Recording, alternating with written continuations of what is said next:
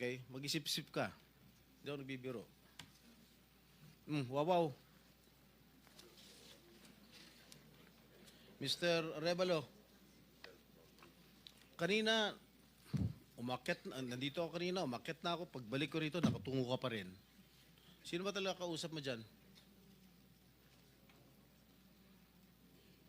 Gusto mo yung mic? Wala po, Your Honor. Meron ka ba abogado? Yes po, Your Honor. Ikaw ang may-ari ng Wawaw. Opo, Correct? Your Honor.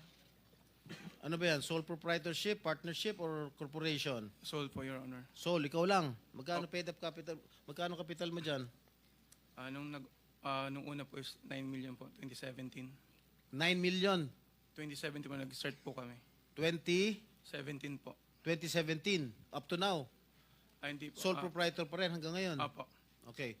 Paano ka naka-garner with 9 million as your capital? Paano ka nakakuha ng malalaking proyekto sa DPWH? Nag-start lang po kami nung 2019 po na may nagka-project po. 2019? Opo. Sino kausap mo? Wala po, Your Honor. Wala po. Wala kang kausap? Wala po. Okay. Involved ka sa Ghost Project? Your Honor, I invoke my right to self-incrimination, Your Honor. Ano nga? Pakiulit. I invoke my right for self-incrimination, Your Honor. What?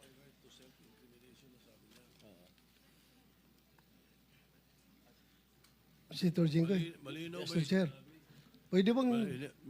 linawin muna natin yung sinabi kasi ang narinig ko, I invoke my right to self-incrimination. Against self-incrimination, Wala Your akong Honor. narinig na against eh.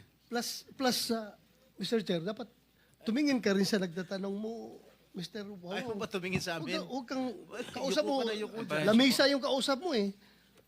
Senador yung nagtatanong sa'yo. Harapin mo rin. Thank you, thank you. Anong pangalan niya? Arevalo. Mr. Arevalo, meron kang abogado? Yes po, Your Honor. Is he here? He can give you legal advice. Yes po. Nandiyan ba abogado mo? Nasaan ang abogado mo, Mr. Arevalo?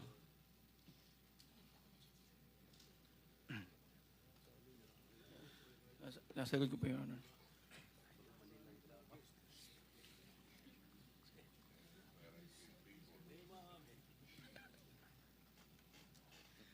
Hindi po.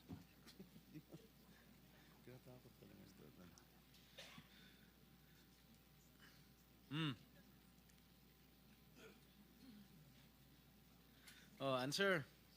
Teka muna, so may in-advisean ka na ng abogado mo, ha? Mr. Arevalo, Are you involved in any ghost projects? Your Honor, I invoke my right against self-incrimination, Your Honor. Ilang taon ka na? 37 po, Your Honor. 37. Wow, bata ah.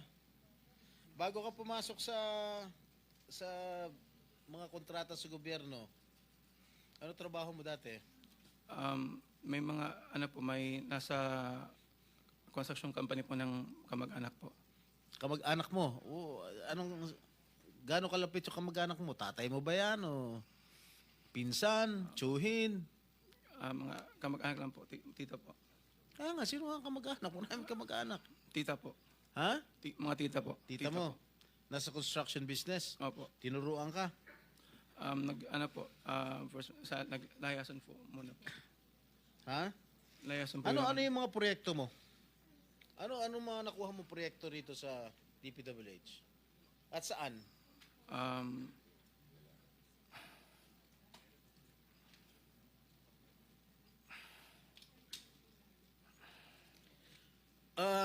Mr. Arevalo, alam mo, malamig na malamig ulo ko ngayon ha. Pero pag ikaw, tumingin ka ng tingin na sa cellphone mo, hindi ko alam kung ano binabasa mo dyan, humarap ka sa amin. Opo. Yes po, Your Honor. Ikaw may-ari nito, di ba? Yes po, O Your di Honor. dapat alam mo. Ano yung mga proyektong na-awardan sa inyo ng DPWH? At saan-saan? Ano po, Your Honor? Hindi ko po na alam po yung exact number po. Gusto mo ako magbigay sa'yo? Kung saan yung mga project mo? Gusto mo ako magsabi sa'yo? Come on. You're wasting our time. It's already 1:45. May session pa kami alas 3. At marami pa magtatanong. That is what I was trying to advise everybody. Kasi po, gagamitin sa session mamaya to 3 o'clock. Kaya nililimit po namin ang sarili namin na magtanong. So, Mr. Chair, Senator kung di naman Jinggoy, sumasagot ito hindi sumasagot agad-agad ito, how can you deduct it from my time? Hey, Mr. Arevalo, sumagot ka Yes po, agad. Your Honor. Ha? Yes po. Oh, alin-alin yung mga proyekto na na-awardan sa iyo ng DPWH at saan-saan to? Meron po kaming sa QC po, sa Metro Manila First. Meron din po sa Quezon. Bulacan. Your Honor, I invoke my right against self-incrimination, Your Honor. Anak ng patingo. Tinatanong ko, how can my question incriminate you? Tell me. Tinatanong ko lang saan yung proyekto mo. I invoke my right against self-incrimination? Sorry po, Your Honor. Ha? How can that incriminate you? Tell me. Pinapainit ng ulo namin dito eh. may incriminate siya kasi nga, hindi niya may tuturo ko siya dahil ghost project siguro. Oh, Dahil po may mga usapin na na may mga allegation po na mayroon nga pong anomalya. Kung magsasalita po ako, pwede po magamit laban sa akin. oo nga. Simple lang naman. Wala na ako tinatanong sa'yo kung ano. Tinatanong ko lang, saan itong mga proyektong na-awardan sa'yo ng DPWH. Ang dami mong binanggit na probinsya. Quezon. Ano pa? Ano binanggit niya? QC. Karamihan nito, Bulacan. Ba't di mo mabanggit ang Bulacan? Ha? Meron ka pa nga San Juan eh. Hindi mo binabanggit eh. Ha? Metro Manila First po yun, Your Ano? Honor. Sa Metro Manila First po yun, Your Honor.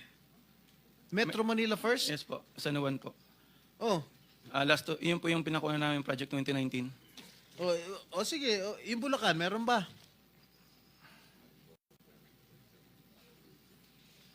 Sagot.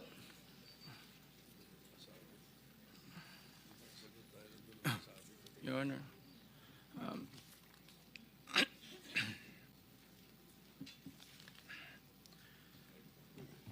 Uminom ka ng tubig.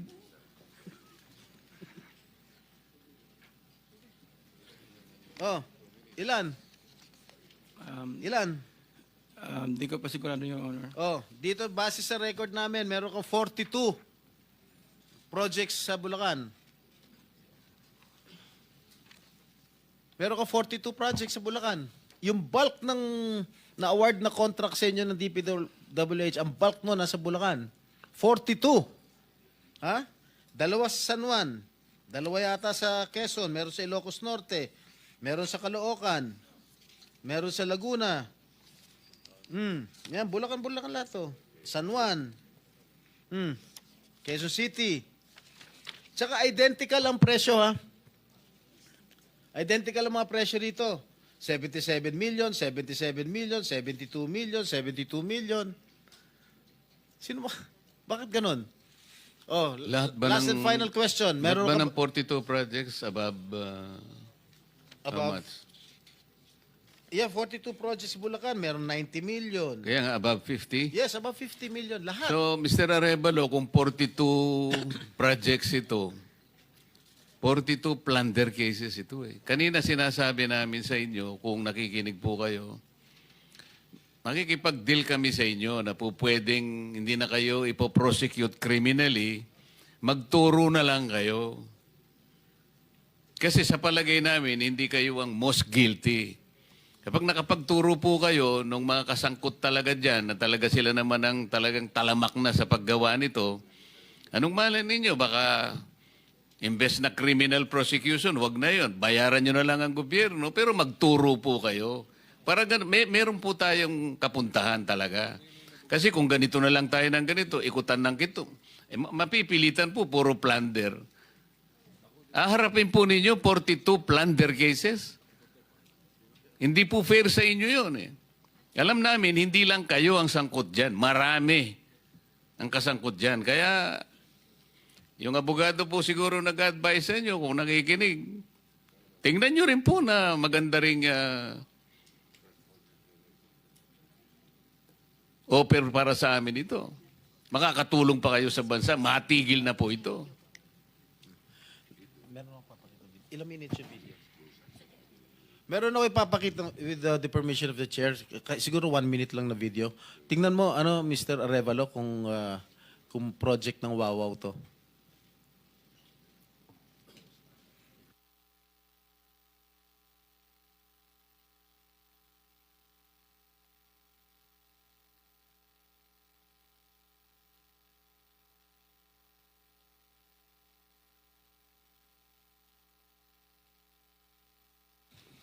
Familiar ka dito?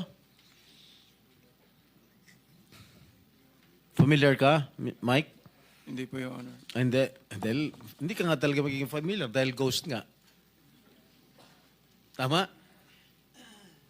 Yan. Ang nakalagay dyan sa report, completed. Nakakubra ka na. Nabayaran ka na ng gobyerno.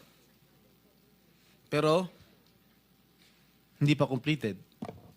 Tama ba, Ms. Cabral? Are you aware of this? Ngayon lang po na nakita yung video, Your Honor. Na hindi kompleto, di ba? Pero bayad sila. Wala po akong nakikita. Sa Hagonoy, Bulacan. So, hindi mo alam, Mr. Arevalo. Ngayon ko lang din po Ha? nakita yung video. Ngayon ko lang din po nakita yung video, Your Honor. Oh, talaga hindi mo makikita dahil hindi mo naman alam. Kasi nga ghost. Di ba? Alam mo, nag-iisip na ako kung isa-cite kita yung contempt dito eh. Huwag mo lang ako subukan, please. Okay, babalik ka kita next hearing ah. Miss Sarah. Mr. Chair, with the indulgence of the SP Pro Temp, interjection. Yes, Okay, please. provided it's very brief kasi Yes, kulang very na po brief, tayo Mr. sa Chair. panahon. Opo, very brief lang. Sabi nyo kanina, and salamat po sa SP Pro Temp at Mr. Chair. Sabi nyo kanina, Mr. Arevalo, na meron din kayong mga proyekto, ang Wawaw, sa Quezon City sa pamamagitan ng Metro Manila First. Kasama po ba yon sa dalawa lang sa 254 flood control projects sa Quezon City na may koordinasyon sa LGU ayon kay Mayor Joy Belmonte? Yes po, Your Honor. Ayun yun. Yun din, Ano po yun, yung sa isa po, may letter na po dun for termination po. letter for termination. Yun ba yung sa Barangay Mariblo sa Quezon City? 2 pumping stations na nagkakahalaga na 282 million pesos na magkaharap? I-check, yun po, ang di ko po masagot, i-check po namin, Your Honor. Sige po, pakipaalam nyo sa komite namin sa pamamagitan ng aming chair. Salamat, Mr. Chair. At